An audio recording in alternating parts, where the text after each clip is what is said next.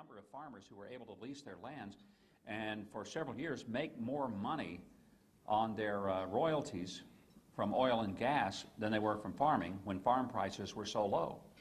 It provided an extraordinary economic boom to the state.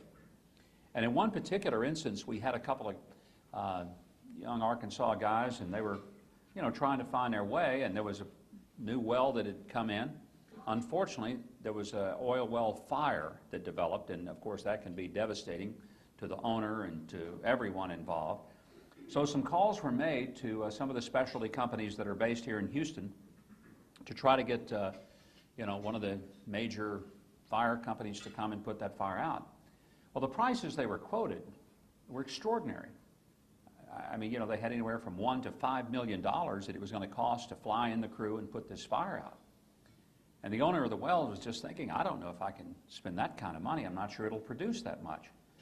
And as he was lamenting this, a couple of good old boys there with their razorback caps on said, we'll put that fire out for you for $500. And the guy said, you'll do what? He said, well, yeah, we'll put that fire out for you for $500. And they said, well, what do we got to lose? So sure enough, these old boys, they said, we'll be back in a little bit.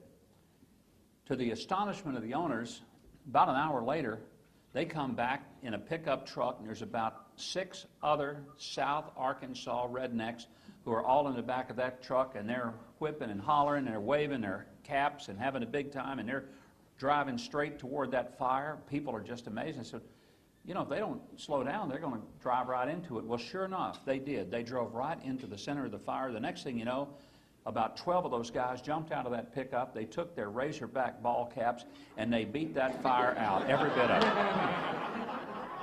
The owner sat there, his mouth's on the ground. He's looking around. He said, I've never seen anything like that in my life. He went over and said, boys, I told you I'd give you $500. I'm going to tell you, I've never seen a spectacle like that in my life. I tell you what, I can't believe what you guys did. I'm going to have to put this microphone somewhere else. Sorry about that, Fox 26. I hope you'll hear it. Said, I've never seen anything like that. I told you I'd give you $500, but I'm going to have to do better than that. I'm going to give you all $50,000. Because, it was worth it. It saved me a lot of money and a lot of effort, and I just can't even think to tell you how much I appreciate it. I said, I am curious, so I doubt you boys have ever seen that kind of money in your life. What are you going to do with that money? And the boy said, well, the first thing we do is get the brakes fixed on that darn car.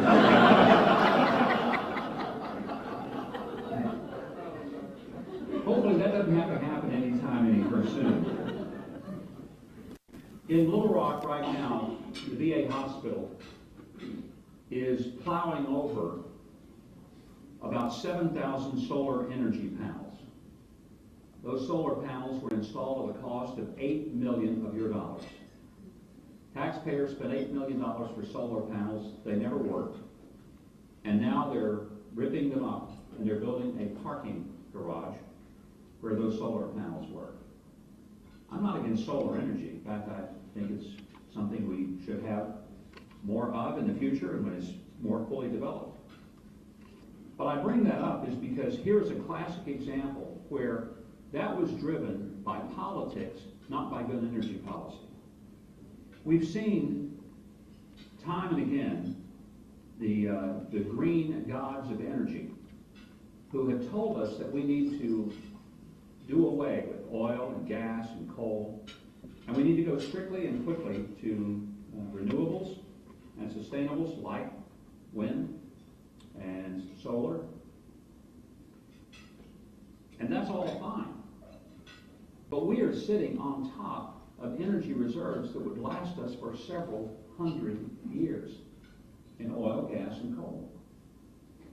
And it makes no sense whatsoever for our nation to be importing 45% of our oil as we're currently doing if we have the resources under our own feet. Why on God's earth do we want to make Russians, Iranians, Saudis, or for that matter anyone else wealthy at the expense of Americans? I'd much rather see the wealth explored from our own resources, shared with our own people, making it profitable not only to the exploration and the development of the energy, but also to make it more affordable for American citizens, because what some people have never fully comprehended is this isn't about making the energy companies rich, although I have no problem with that. The wealth is here in the United States rather than in the Saudi homes. I'm fine with that. But even more importantly is that rather than simply be an importer of energy, we should be an exporter of energy. We would change the face of world security today if energy in Europe were being supplied by the United States, not by Russia. Imagine what would happen in the new balance of power if the Iranians were no longer able to use their energy as a resource. What if India, China, the rest of the Middle East and Europe depended upon the resources of the United States for energy? Imagine not only the shift in wealth, but the extraordinary shift in world power. Now, what Kevin alluded to a moment ago is something that I've believed for a long time, and that is there are three things the country has to do to be able to be free. It has to be able to feed itself.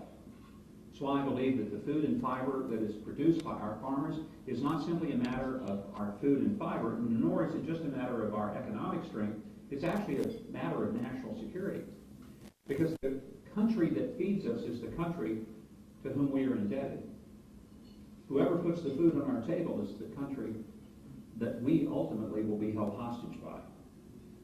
The fact that we have an extraordinarily efficient agricultural system is a matter of national security. It's also a means of great prosperity for Americans in that we spend less per family on a food dollar than anyone else, about 7 to 9% of the average American household of our overall family budget. Compare that to Europe, where it's 17, 18%, or in most underdeveloped countries where it's over 50%, and the food is just basically a bowl of rice and beans.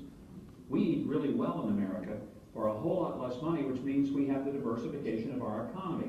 But more importantly, we have the ability to feed ourselves, and we're not dependent upon somebody else standing there with our empty bowl in hand, hoping somebody will come and provide food for us. That's why it is so very important that we can do that. I also say you have to fight for yourself. We need to be able to manufacture things in this country. We need to be able to manufacture our bombs, our bullets, our tanks, our airplanes, and all of the different pieces of equipment that would deliver those things to any more than a dozen war zones anywhere in the world at any given time. If those things of manufacturing are outsourced, then we are enslaved to whoever it is who's building those very items for us. In World War II, Franklin Delano Roosevelt called Detroit the arsenal of democracy because they were able to take the manufacturing capacity and very quickly tool it for the war effort. We not only supplied all that we had to have, but we also supplied for many of our allies. This was the reason, largely, that we were able to win. That and that I believe that we were on the right side of the issue. But a country that can't fight for itself because it's outsourced all of its manufacturing is a country that is vulnerable because now it really can't defend itself very efficiently, if at all. But the third thing a country has to be able to do, it has to fuel itself. Not just feed and fight for itself, it has to fuel itself. More now than ever before, we are an energy-dependent culture. We can't survive without reliable and affordable energy. And the ability to have that and the ability to be able to turn that into power for our citizens is not just a matter of strong energy policy or economic policy. I want to submit to you it's a matter of national security. And it also could completely transform the balance of world power. It's one of the reasons that this should be an urgent issue. And instead of a president who wants to keep any exploration from happening on federally owned land, we ought to be opening up those federal lands for that exploration. President Obama likes to boast that there's more oil and gas that's coming out of the ground under his administration than ever before. But it certainly has nothing to do with his policies, because if it were his policies, we'd be importing everything. It's only because of the technological advances in hydraulic fracturing, horizontal drilling. It is the genius and the innovation of the American energy industry that had to find ways of exploring, but in finding new ways, they've also found extraordinary new deposits of energy, meaning that we really do have hundreds of years of opportunity ahead of us. Now, while we are not yet fully capable of using things like wind or solar, and that's not yet efficient, why on God's earth are we not fully exploring, utilizing, and I'll use the word exploiting, the energy? I'll give you some examples of why this could be such an incredible value. The Keystone Pipeline, which ought to be one of the easiest pieces of low-hanging fruit the president could pick up on. We know it would create about 42,000 jobs immediately. And by the way, that figure is from the U.S. State Department, which is hardly friendly toward the energy industry. You would also be able to see that we would have the ability to take major pieces of our energy policy. Let me give you an idea. Brazil once was 85% dependent upon foreign oil. That was just back in 1978. Now they're virtually zero dependent upon foreign sources. This year we're producing just a little over 9 million barrels of crude oil a day. But imagine what would happen if we were fully exploring all that we had, and that there was a global marketplace, because we would no longer put a de facto embargo on the export of natural gas and other forms of energy. Why would we do that? We're talking now about fast-tracking a trade agreement in which it looks like, once again, our trading partners would get the better end of the deal. Why don't we have a trade policy that would put a focus on the exportation of one commodity that we have an extraordinary and rich amount of, and that's energy? That makes a great deal more sense than some of the things that we have been doing and have been doing very poorly. When I hear people say, but some of these industries would add to pollution, add to the CO2 level, let's be real honest. The American energy industry produces the cleanest forms of energy from our ground than any country on earth. And if we don't explore this energy, I guarantee you, China will, the Iranians will, the Russians will. Do you think for a moment that they're doing it with a real consciousness about how clean it is? Wouldn't it be better for the United States to be developing these forms of energy and exporting them, and doing it much more responsibly than any other country on earth would? So let me run through some specific points that I believe ought to be a part of a national energy policy. Number one is lift the crude oil export ban. This would generate $160 billion and create 630,000 new jobs in mining, construction, and manufacturing within the next 5 years. And what's the total cost to the government for this? Zero. It would cost the taxpayers nothing, but it would gain for them an extraordinary boost to the economy of 630,000 jobs and $160 billion of economic activity. Second thing, lift the de facto natural gas export ban. That creates about 45,000 brand new American jobs. We would have natural gas flowing through the open seas rather than through the Persian Gulf. Third thing, embrace solar, wind, hydro, and renewable. We shouldn't demonize alternative fuels. I'm not against them at all. I'm all for them. I'm for anything that will provide energy that ultimately brings employment to Americans, prosperity to Americans, and low energy costs for citizens.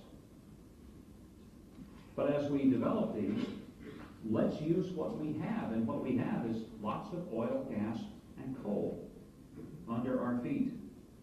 And by the way, one of the ways that we need to transform the energy industry is transform the tax industry. Now, I'm a strong believer in the fair tax, which is a major overhaul of the tax system. Currently, we're taxed on all the things that we produce. I think that's the wrong idea. The paradigm of that makes no sense. We're punishing productivity instead of rewarding it. I found long ago when Janet and I raised our 3 kids that if there's a behavior that you want more of, you reward it. If there's a behavior you want less of, what do? Consequences. Now, if I made this speech 15 years ago or 20 years ago, I said punish. But punish is a politically incorrect word anymore. When I grew up as a kid, we didn't get consequence, we got punished. I don't know in what era you grew up in, but I know this, my dad was the most patriotic man I ever knew. He laid on stripes, I saw stars. That's But what I learned as a kid growing up was that if there's a behavior that we wanted more of, we get rewarded for that.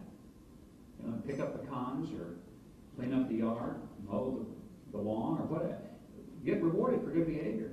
Got consequence for bad behavior. It's how we raised our kids, how we train dogs. Same thing. Now, what is it about our economy that's sputtering? Well, we don't have enough people at work. 93 million Americans without jobs. You know how to get people to work? Make the consequences of not working worse than the consequences of working. It's not really that complicated. Today, if you get a job, we punish you for it by taxing your productivity. If you work twice as hard, you should get twice the paycheck, right? But you don't, because twice the amount of work means you're probably going to be thrust into a higher tax bracket, which means the government most of your second shift, not you. And I'm not talking about how to keep wealthy people from getting wealthier. I'm talking about how to get people who are out there working for an hourly wage. Those folks are the ones who are having the hardest time reaching the next rung of the ladder because the tax system punishes them for working too hard. This is nonsense.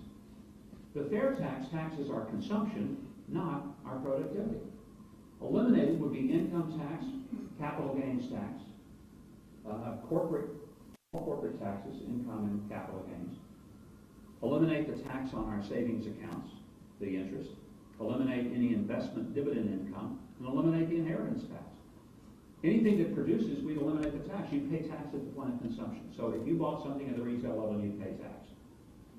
Can you imagine what that would do immediately to the economy? We have $2 trillion right now parked offshore for the sole purpose that it's being tax sheltered, legally and understandably, and even arguably intelligently parked offshore to keep it from just disappearing into the hands of Uncle Sam's great big black hole.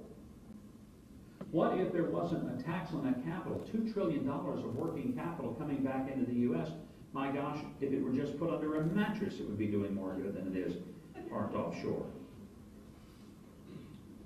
Fourth thing I do, shift power back to state and local governments on natural gas. I was a governor 10.5 years. Look, I'm a strong believer that the states can govern better than the federal government can because we're more accountable. Everything I did as a governor, I was held responsible for.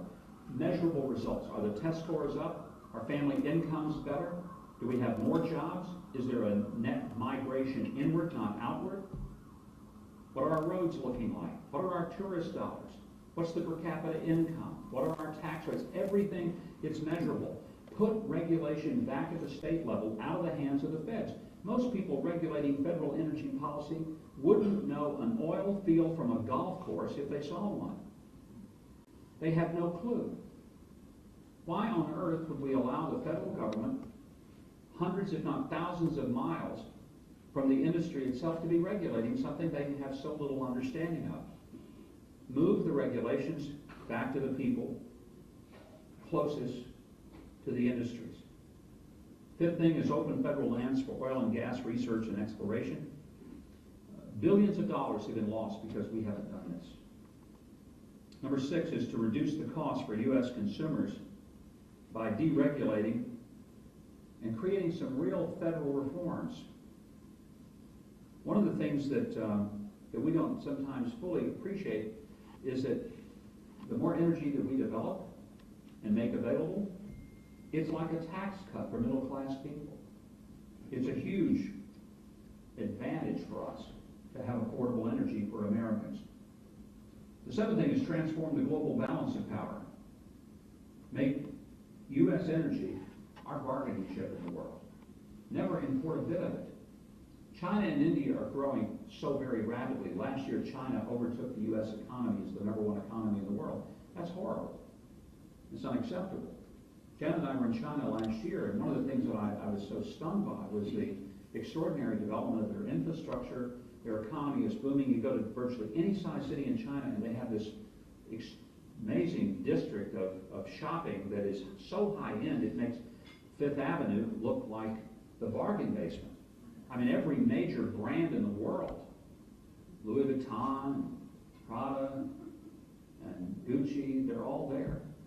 I didn't see a lot of Walmart stores. I saw these high-end brands that are just booming in China. People are paying huge bucks. Their economy is just blowing up. Airports, bridges, roads, water systems, sewer systems. I came away saying China is becoming more like America used to be, which is not that bad. But what bothers me is America is becoming more like China used to be, and that is bad. Number 8, I'd protect the environment with more U.S. energy. Clean and safe U.S. energy doesn't just protect Americans, it protects the world. And then we modernize and protect America's energy grid, because one of the things we are vulnerable to is catastrophic electromagnetic pulse attack, which would be pretty much putting us into the equivalent of the Stone Age. We would be living the life of Fred and Wilma Flintstone within a matter of minutes if we ever had a significant electromagnetic pulse event set off by a nuclear device over our electrical grid. It could be devastating, catastrophic beyond any other type of attack we would face. These are the sorts of, to me, common sense ideas that we need to be talking about. But not just talking about it, but implementing it. I want to just mention once again that the most important way in which we can protect America's families is not only being able to feed, fight, and fuel ourselves, but it's also making sure that every family, that elderly widow living by herself, living off the Social Security check, we need to remember that bringing her energy costs down means she can run her air conditioner in the summer. We're not talking about here how to help rich people be richer. I'm fine, rich people get richer, I don't care. Fine for me that, they'll buy more things, they'll make all of us richer, ultimately. I'm worried about, though, that lady who turns her thermostat off and in 103-degree sweltering heat can't afford to turn the air conditioning on because the energy costs are too high. Why don't we bring it down so she can set that thermostat to 70 and stay cool in the humidity and heat of a Houston summer? What about that family where the single mom is trying to raise 3 kids and in the wintertime it's really, really cold in Connecticut? What can we do for her? Well, bring the cost of energy down so that she can actually heat the home. Her kids don't get sick. That's fewer doctor bills. That's fewer missed days at work when she has to stay home and take care of them. I'm talking about human impact. This isn't just about, will a few people be prosperous. This is about, will our country be better off? Will our people be happier? Will they be able to live a better life? And at the heart of that is an energy policy that looks at America as a country that can do, not a country that can't. When I was a little kid, I remember the president telling us that we were going to go to the moon. We were going to send a man to the moon. And not only that, we were going to bring him back. I thought, that's pretty good, because if I'm the guy going up there, I'd like to know that only half the story is getting there. The rest of it's going to be back. And I remember when the president made that speech in 1961 at his inauguration, I thought, this is amazing. I'm a space-age kid. I grew up during those years of NASA's glory years. And I remember the summer, July 1969, sitting in my parents' house watching on the little black and white TV that we had in our family room as Neil Armstrong put his feet down on the surface of the moon and said, that's one small step for man, one giant leap for mankind. And it really was. We were a country that looked at the stars and said we're going to go there. And we did it. And today, much of the technology that we enjoy, from our GPS systems that get us from place to place, to the extraordinary capacity of our smartphones. A typical iPhone has about 1,000 times the computing power as did the lunar exploration module that landed on the moon. All because we were a country who thought about what we could do. I think we need to be the country that looks at the world and realizes that energy is the backbone of making this world function. And we start talking about what we can do rather than what we can't do. And if we have that kind of energy policy, I believe it's prosperity not just for Houston, Texas, and places where energy is a vital centerpiece of the economy. But I think within we finally bring some hope and help to that 80-year-old Social Security recipient and that single mom with 3 kids suffering through a cold winter. And that's why energy policy needs to be front and center of getting America back on track. Thank you so much for being here. With a light, and